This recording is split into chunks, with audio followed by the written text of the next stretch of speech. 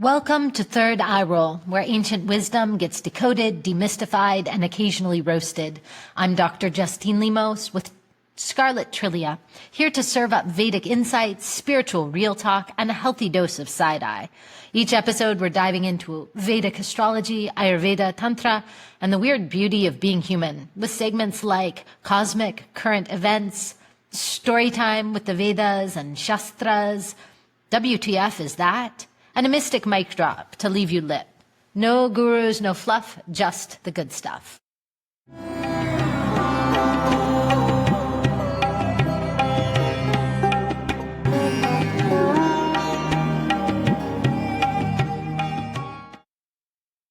Welcome back to Third Eye Roll. I'm Dr. Justine Lemos, and I am here with special guest, Scarlett, Trillia. Welcome, Scarlett. How are you? I'm good. How are you? I'm doing well.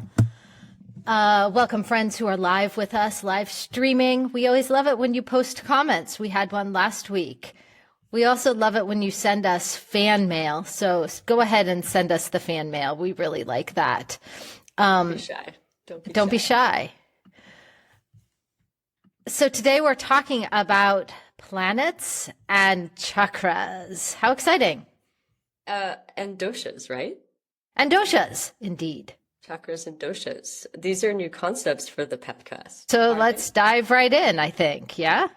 I think we all know what a planet is. I think we all know what a planet is. But, you know, there's a unique word and unique concept via Vedic teachings. And this is that planets are called graha.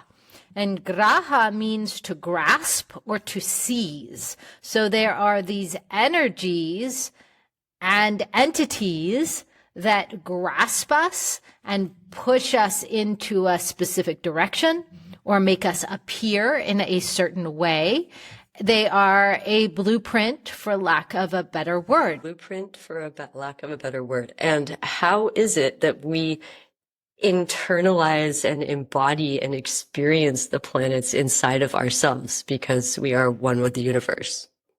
Right. Well, you know, it's like I like to be at the grocery store or people watch, you know, like sit outside, summertime, watch people walk by like on a strip, and you can see, oh, there's Venus walking by. Oh, there's Mars walking by. Oh, there's Saturn walking by, because we can see the planetary energies as they manifest in the literal appearance and attitude of various peoples and their bodies. We manifest shades of these characters, of these, of this pantheon of the planets. So let's break down who the planets are, and then we'll relate them to the doshas. So let's talk first about the doshas, then we'll talk about who the planets are and how they relate to the doshas. So there are three primary doshas in Ayurvedic thought. Dosha means defect. The ancients saw the world as aligned in metaphor to the great elements of earth, water, fire, air, and ether. They were not so silly as to think that things that were not earth are actually earth, but they saw that things are aligned in metaphor to these great elements, the Pancha Mahabhutas. And those five great elements quite naturally group together in a set of three. And those are earth and water grouped together. And this becomes what we call Kapha dosha, which manifests in the body as a softer, larger body type. Kapha dosha is responsible for our immunity, our strength, and our stability. And tends to be very, can tend towards laziness, slowness, like that. Kapha moves slow. That's okay. Kapha moves slow. Yeah. Slow. Very sweet. Sweet and slow. Well, okay. But while you're going along, I'll talk about you Pitta should next, continue. but okay. I'll just interject, first of all, with my usual disclaimer that you don't learn all of this in one sitting. So we're going to kind of give a high level, and we'll give it again, and we'll give it again. And we've hinted at and alluded to these concepts, in prior podcasts, and, we'll come back to them again. So don't worry if this is more information than you can capture in one session, so to speak. And it's also hard for us to condense down these massive concepts into just a brief Sound conversation. bites, basically. Into sound bites. But what we're trying to, we're explaining the three doshas, and we'll relate those back to the planets, and we will also relate the planets back to the chakras, and we can relate the chakras back to the doshas, and you'll start to see it's a bit of a closed loop. But we just associated 2 of 5 elements with the first dosha, kapha. Let's do the next one. And then fire and water quite naturally group together. So fire with a little bit of water. And this creates what we call pitta dosha. Pitta dosha people tend to be type A. They tend to have like muscular, strong build. They tend to be the CEOs. They have a lot of fire and a lot of drive. Pitta dosha is responsible for our digestion, our metabolism, and our transformation. So pitta is hot and penetrating and can be sharp. And then air and ether group together. This becomes vata dosha. And vata dosha is light, rough, dry, movable. And vata dosha people tend to be airy-fairy. They tend to be quite thin. They can be very enthusiastic. They can be prone to overwhelm. And vata dosha is responsible for communication and movement and, movement. And what's the third that I like to say about kapha? Vata dosha, huh?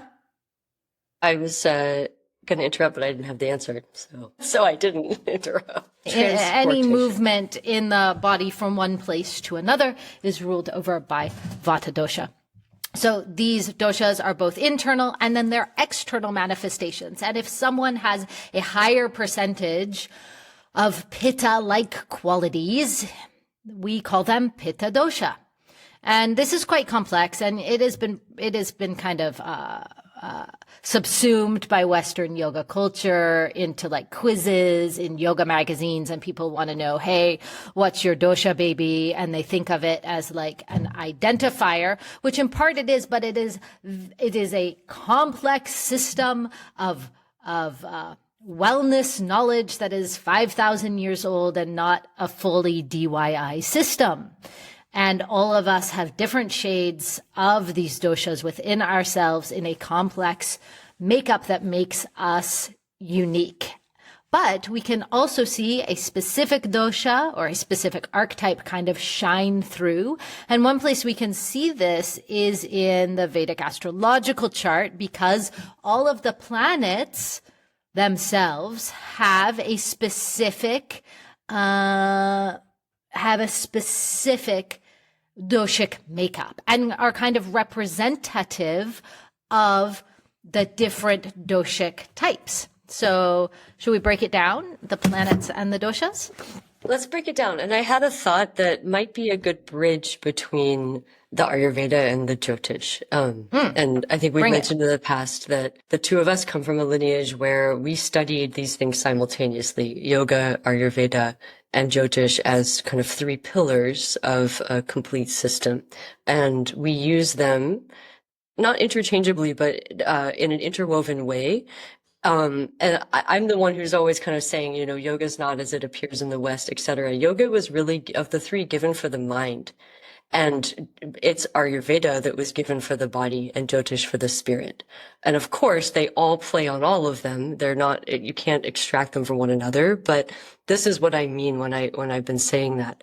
And before we break down the relationship between the planets and the elements and the doshas, there's 2 terms, and I have a lot of my Sanskrit on archive right now. So I'm going to have to ask you, Justine, to say them, but there is an important distinction, and we can address this when we look at the charts, which is you kind of have like your core constitution. You came this way. Prakriti. And then there is a constitution that you can express because of an external influence or factors that are beyond your core makeup that could put you into that defective state, which may not match your prakriti, and that is called Vrikruti. Yeah. Vriti and Vrikruti. And this is what came to mind is, and we've explained this in a former podcast, is there obviously there's things that are fixed in our chart. You're born under this sign. That's your ascendant. This is your ascendant lord. Your ascendant lord has an association with a particular element and a particular dosha. However, by transit, like one thing we talk about is like your Mahadasha, another planet might take the wheel of the life and express its qualities because it's kind of in charge of where you're headed in that moment. And that's a very nice way of understanding the difference between Prakriti and Vrikruti in Ayurveda. Exactly. And I should just say that the mechanisms through which we assess constitution, Prakriti, via the Vedic chart is not without controversy among Jyotishis. There are many different methods. Some Jyotishis feel that one cannot assess the constitution, the Prakriti, via the Vedic astrological chart at all. There are a variety of different ways to do this, if one does it at all. And some get very feisty because the constitution, the Prakriti, is created when the sperm meets the egg. And then, of course, the natal chart is cast when you are born, when you enter into the world. So we have this discrepancy. And there are certain Vedic astrologers who get very feisty around this. I do look at the chart to get an assessment of the doshas when I'm working with a client. I'll also take many other checkpoints to look at an assessment of the doshas. So, and sorry, just as a note, it is possible, there are people who are incredibly skilled practitioners, doctors, so to speak, of Ayurveda who do not study Jyotish. And there are people who, there's no such thing really as an expert. There are people who are perceived to be expert in Jyotish astrology, but no one would actually call themselves that because that's kind of part of the practice, is being humbled by it. And, people who are very well versed in that topic may know very little to nothing about Ayurveda. And they may never practice yoga in the way that we would describe, especially in the West. So there may be people who don't have no formal training whatsoever in embodied yoga practices or postural yoga. They may not even meditate, although many of them probably do. And something that's not completely unique about us, but is interesting about the context that we're coming from, is that we have learned these things in a way that is fundamentally inseparable. Fundamentally inseparable. And so when you come into our practices, whether you're coming in for a yoga class to practice postural yoga, if you're coming in to be assessed for health purposes, if you are looking for spiritual counseling, you're going to get a little bit of all of this because we do not separate them. And that kind of brings us back to the topic of today, which is we are operating from a fundamental understanding and agreement between us that our energy body is representative of the planets the planets are taking form inside of us as the chakras, as part of our subtle anatomy.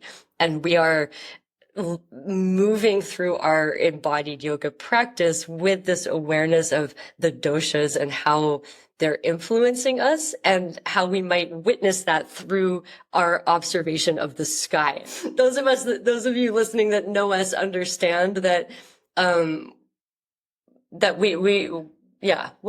it's very integrated. We're working with an integrated science. So, okay, every planet is representative of a dosha or mixed doshas. And one way to think about this is Saturn is the root chakra, ruling over Capricorn and Aquarius, and Saturn is Vata dosha.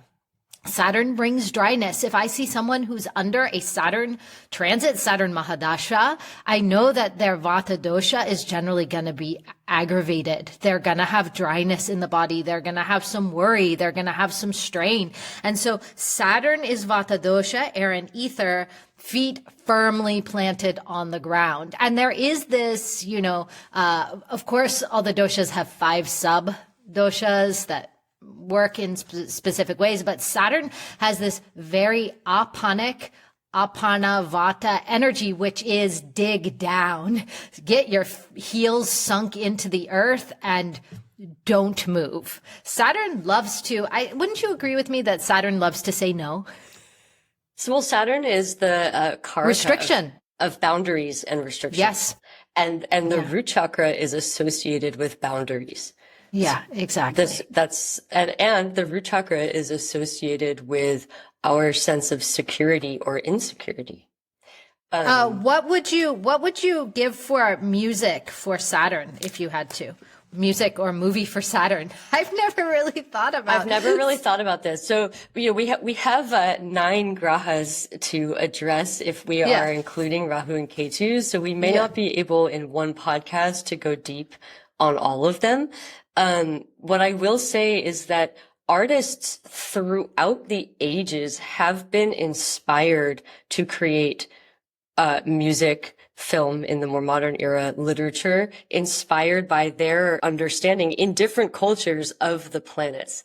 And I just want to mention that because if we can't address all of them, there's I can't think of the composer right now, but there's entire symphonies that cover the cosmos, and absolutely there are references to cosmic everything, like I said, across cultures and throughout the ages. And I think that's really a testament to what we're talking about right now.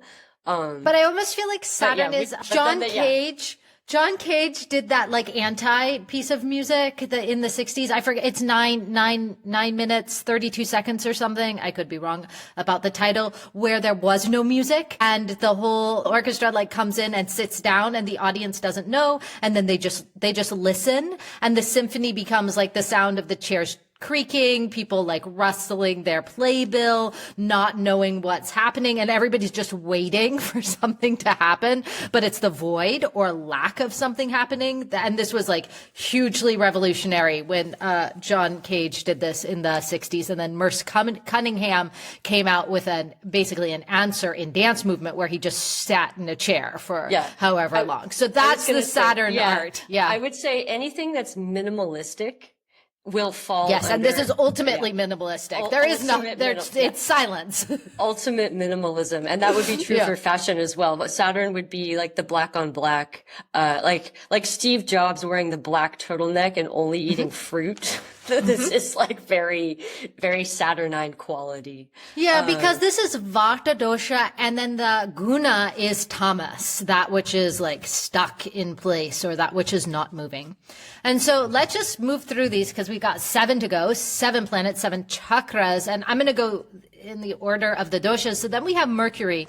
So Mercury is also Vata dosha, but it's a different energy of Vata dosha, of air and ether, because now we have the movable quality of air. And so we have the Rajasic quality of air, that which is moving and transforming and going in all directions at once. And, I think Mercury also brings in a little bit of Pitta dosha.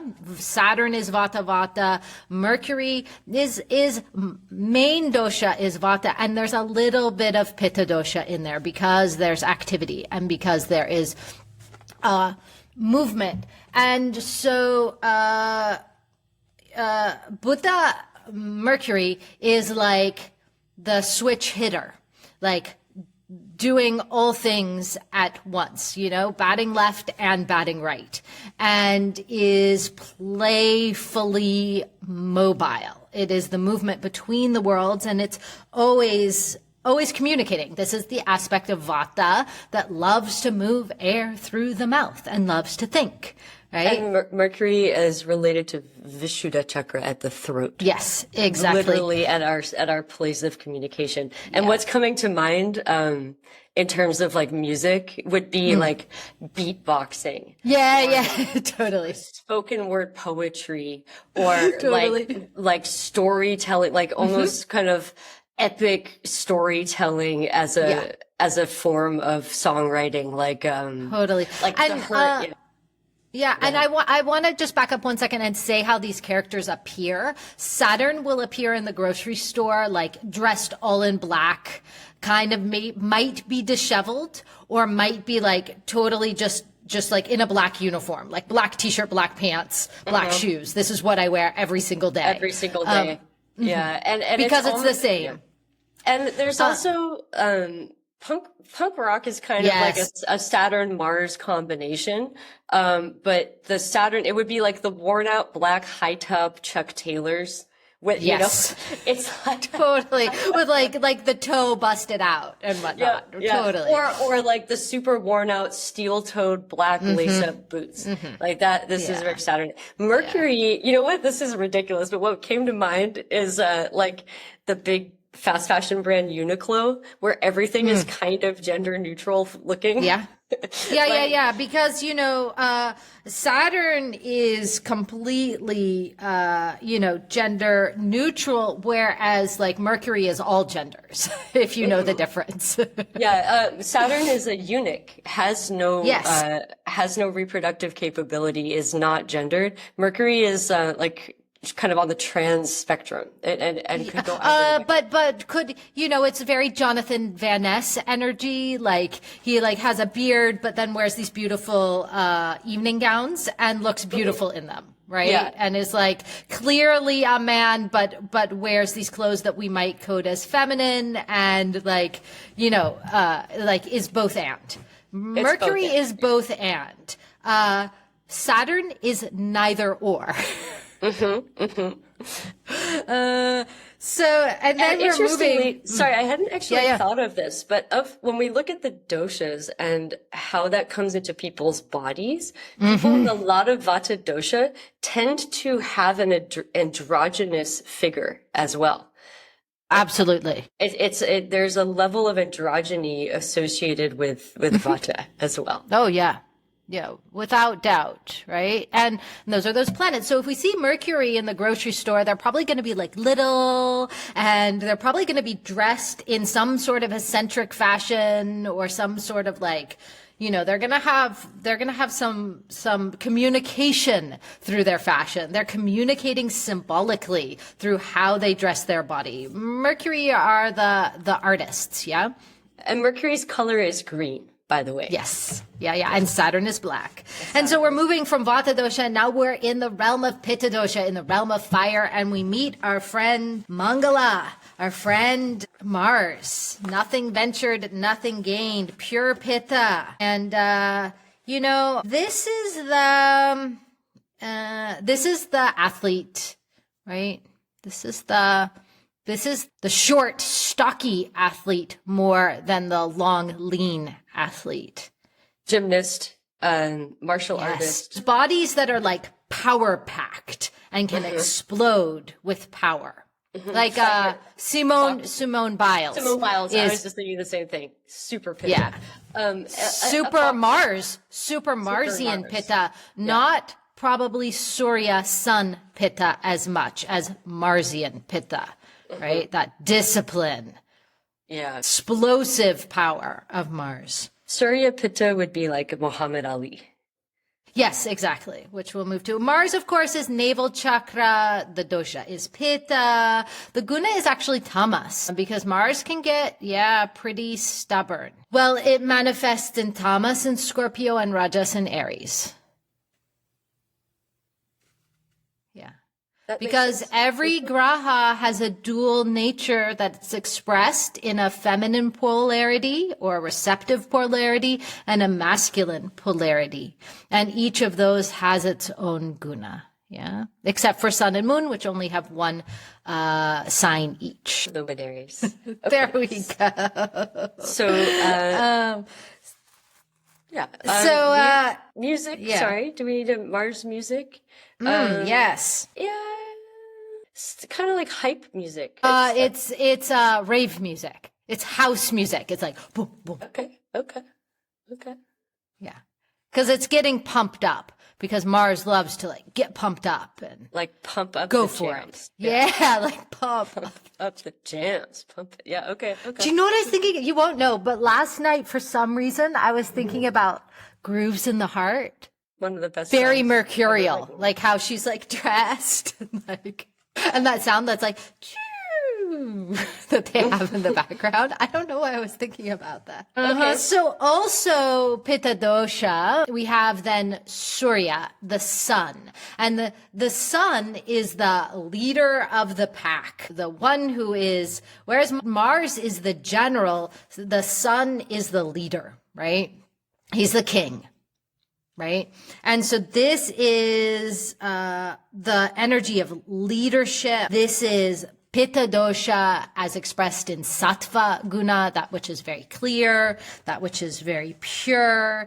And, you know, they have really sunny outlook. They love to motivate others. We'll see the sun in the grocery store by the very large strapping, usually, you know, could be a woman, but man with like blonde hair and piercing blue eyes, for example. They could also be another racial archetype or ethnicity, but they're going to be large in stature. They're going to have like this natural charisma and leadership power. Trying to think of, well, I guess Muhammad Ali is the example I came up yes. with. Where, yeah, that's good.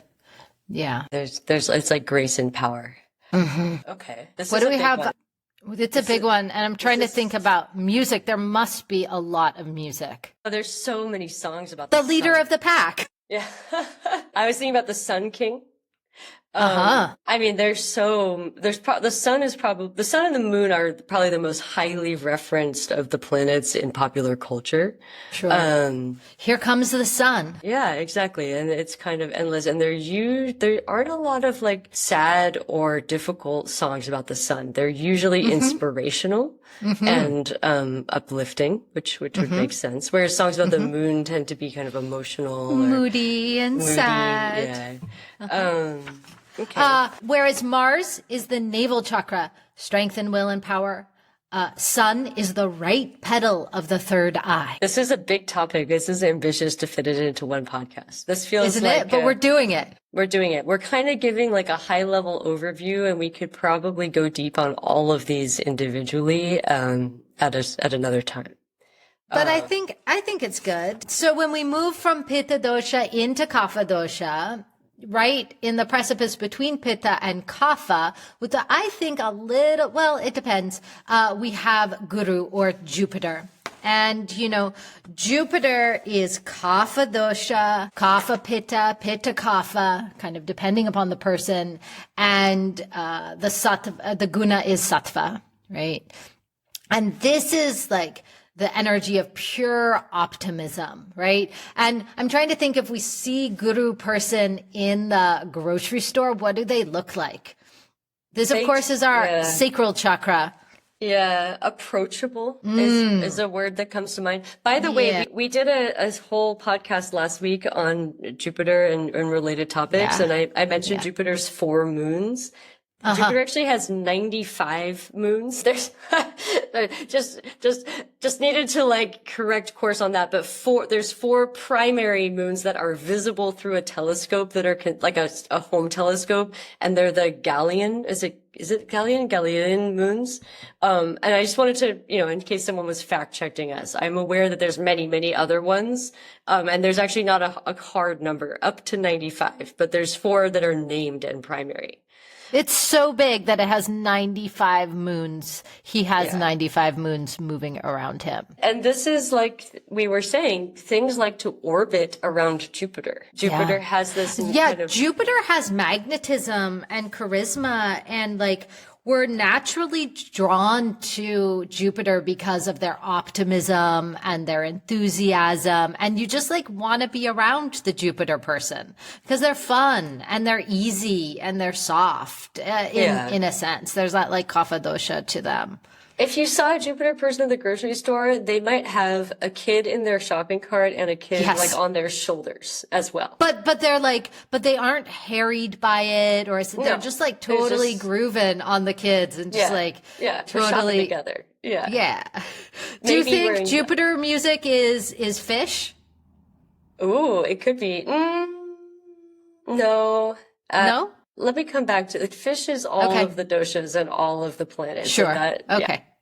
Yeah. Jupiter music. Wow. What would be like a perfect example of Jupiter in music? It could, jazz as a genre, because jazz is related to sacral chakra. Sure. There's something about like the brass instruments in particular. There's a fluidity to it. Yeah. There's often a liveliness to it.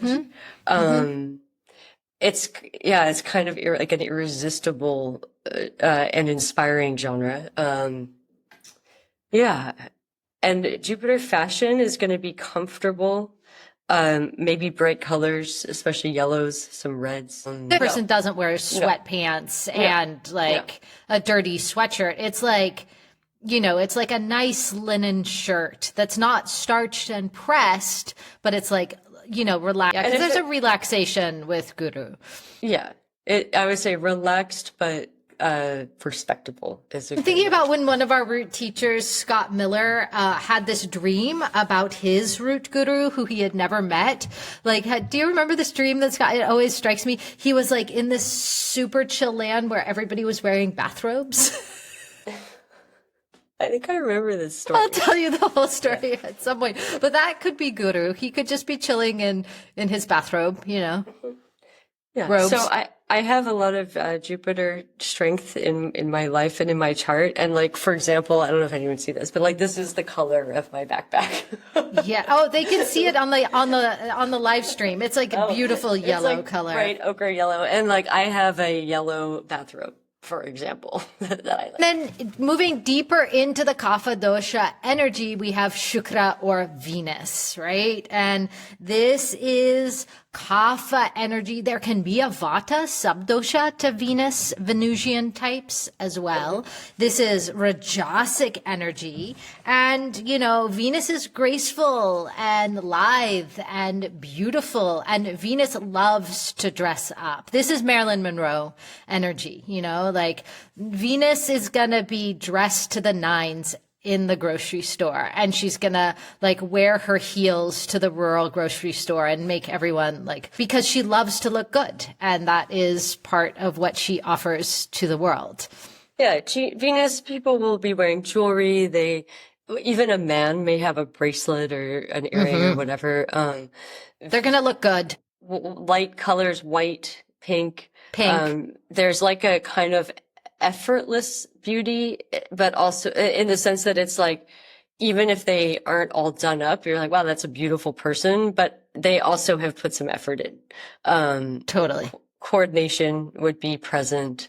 What kind of music is Venus music? It's something very beautiful. It's beautiful. Something very sensual. Like soul music, love songs. Yeah. I would say kind of like 90s R&B. Yeah, totally. Yeah. It's definitely like, hold on. I will cross the ocean for you. Like that. Yeah. I mean, Taylor Swift, a lot of Venusian energy. Yeah? I think so. Okay. I think so, for sure. Yeah. Okay. That like feminine glamour. I mean, I didn't see her, whatever it was, tour. It's really, my child who's the heavy metal aficionado, they love Taylor Swift and always have. Oh, yeah. Yeah. But I think she had 35 costume changes in her world, in her I would say Eras tour. Even more than Taylor Swift, like Beyonce. It's like diva energy. Yes. Yeah, for sure. Yeah. Though that also, you know, Venus is the princess, the moon is the queen. And so Beyonce has very much queen energy, right? And we can always be a mix of more than one planetary energy. And this is why we all have these unique blueprints. But we can start to see like people watching, oh, there's Venus moon. Oh, there's Venus Mars coming together like in a specific formation. And I mean, I do think that ancient Greeks and Roman people, you know, like you had your family deity, but then you also had your chosen deity and energy. And the warriors like went and more worshipped Mars because that was the energy that they were working with and that they were bringing into the world. Like that's who they were, like that's what they were doing is martial energy. All right. And mothers went to, you know, the various god or goddess for that energy. And they're like manifesting that into the world in this way is kind of what I think about it. Of course, I wasn't there this time around. So then we have Chandra, who is the moon, the beautiful moon. Shukra, Venus, is the heart chakra. And then the moon is the left petal of the third eye. And the moon is Kapha, and then also contains Vata energy and is more, we always have to look with the moon at the waxing moon and the waning moon. And we have more Vata energy in the waning moon, more Kapha energy that grows things in the waxing moon when the moon is getting better. And this is energy of Sattva. And moon people tend to have a very round face, a very, very round face, and they can even have round body. And their skin can be very moist and cool to the touch. And they can have very thick, wavy kinds of hair. And there's a grace and a gentleness to moon people. Mm-hmm. And a nurturing quality. I mean, moon. And a nurturing quality. Moon is, like we said, only associated with one Rashi, and that is Cancer, which is the mother, home, natural fourth house energies. Yeah. And the moon is feminine and, you know, we're saying like Venus appears dressed up. Moon people may also be quite beautiful, but it's, it won't be so done. It will be, yeah. It's like white flowing, you know, clothing, but it's not like, oh, I'm dressed up. Yeah. Silver jewelry could be present. Whereas Venus is like a diamond. Yeah. Musically, like emo music. So emo. Which, you know, brings us all the way around this circle, like back into Vata territory, where we have like the moon and Saturn meeting up in emo music, which is like, let's wear black clothes and be very sad.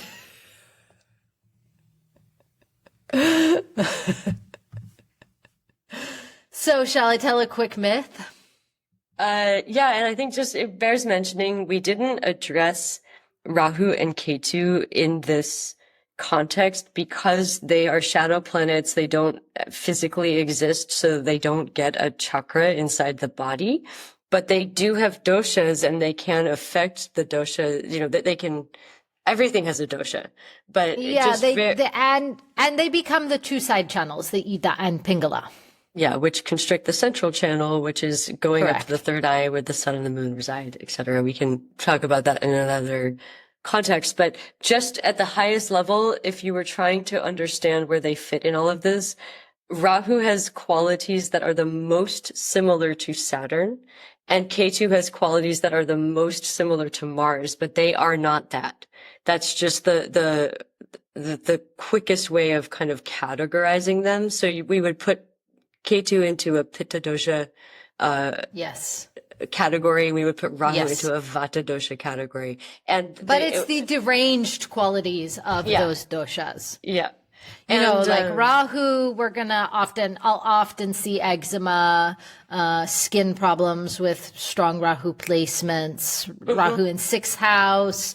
I almost always see childhood eczema, which is a combination of Vata and Pitta doshas imbalanced in the body, right? And Rahu often does not wonderful things to the digestion. yeah. Rahu has a gender, but it is unknown. So Saturn has not a gender. Mercury switches genders. Rahu has one, but it's a secret. And Ketu has not a gender. How would you, Ketu is kind of the transgender energy, actually. It's like, yeah. How would you categorize it? It's also non-specific. It's a non-specific gender. And I love that, like, these ancient planetary archetypes, you know, of course we have the knowledge that many cultures throughout the world had many different ideas and categorizations about gender that were beyond the binary, right? And I love that this pantheon has these archetypes, and even the gods and even the planets themselves have gender archetypes or gender ideas that are beyond the binary. How wonderful is that? And you know, we don't have enough words in our language to categorize like these genders. Like, what gender is Ketu? No idea. Yeah, because it's a word that isn't, well, and I mean, we can do a whole session on Sanskrit and like words for love, for example, of which there are many. 260 plus. Yeah. So anyway. To wrap up, I feel like we did some justice to the planets, the chakras, and the doshas.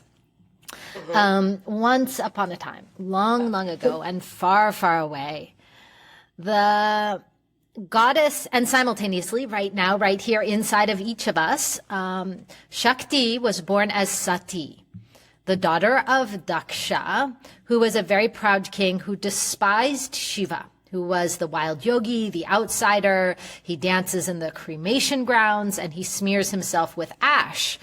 You know, he is the rebel, the outsider, the wandering one. But Sati was completely in love with Shiva, and she saw that he was consciousness itself, and she was Shakti, the power that moves consciousness. So she saw beyond all of his dreadlocks and his ash-smeared body. And so she gets married to Shiva against her father's wishes, because her father is like, why are you marrying this wild outsider? This is not a good idea. And so one day Daksha holds this huge yajna, this fire ritual, a fire sacrifice, and all the gods get invited except for Shiva. And this was this huge insult.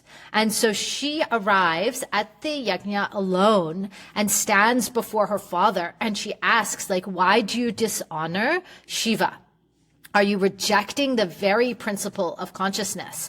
And Daksha, he like ridicules Shiva in front of everybody. And in that moment, Sati declares, if this body cannot be offered to Shiva, the one I love, then let it burn. Let it return to the cosmic fire. And there's actually several instances in myth of the goddess queen archetype entering into the fire. And we can have a whole discussion of Sati and colonialism and political discussion at a later time. But she enters into the fire and steps into the flames and sacrifices her body as power and as protest and as devotion.